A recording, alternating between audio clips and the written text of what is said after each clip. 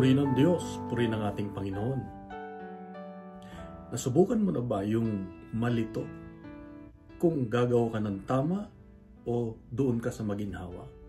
Nung unang labas ko sa Pilipinas, mag-abroad, bago nung nangyari ngayon ay ako ay nakapagtrabaho sa Pilipinas ng isang kumpanya pero gusto akong pagawa ng korupsyon. Ibig sabihin ay gagawa ko ng isang bagay na palso at dahil naka-assign ako sa gabi.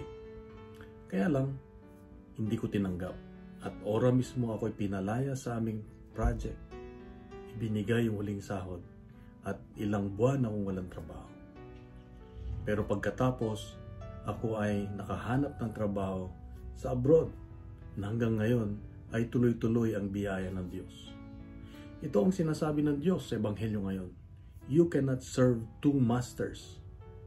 Either you serve God or you serve wealth or money. Na ibig sabihin, inamin ng Diyos na ang kaagaw niya sa buhay natin ay kayamanan, pera. Kaya pag ang pinaglilingkuran natin ay puro pera, walang puwang ang Diyos sa atin. Ibig sabihin, kung tayo ay napagkakatiwalaan sa mga maliliit na bagay, ay siguradong ang kapalit naman nito ay mapagkakatiwalaan sa mas malaking bagay. Kaya ang palala ng Diyos sa iyo at sa akin ngayon ay anumang meron tayo, maliit man na responsibilidad, maliit man na bagay na pinagkatiwala ng Diyos sa atin, kung ating pinagyayaman ito, minamahal at iniaalay sa Diyos, paggabay sa Diyos, siguradong bubuhos ang maraming biyaya. Bubuhos at sasamahan tayo ng Diyos. Kaya kapatid, ito ang hamon ng Diyos sa iyo at sa akin ngayon, na huwag nating ipagpalit ang eternal, ang biyaya ng Diyos sa temporary.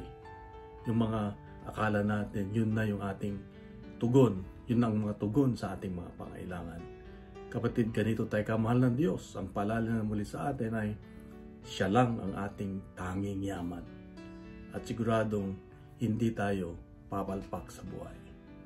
Kung nagustuhan natin ang ating reflection nga, ibahagi natin sa social media at gawin nating viral ang salita ng Diyos. Punuin natin ng good news ang social media. Ang hiling ko lang ay mag-subscribe tayo, mag-like, mag-iwan ng comment para tuloy-tuloy ang biyaya ng Diyos, yung pagbabahagi ng salita ng Diyos. Sa mapagpalang araw sa iyo, sa mga mahal sa buhay, God bless and God is good.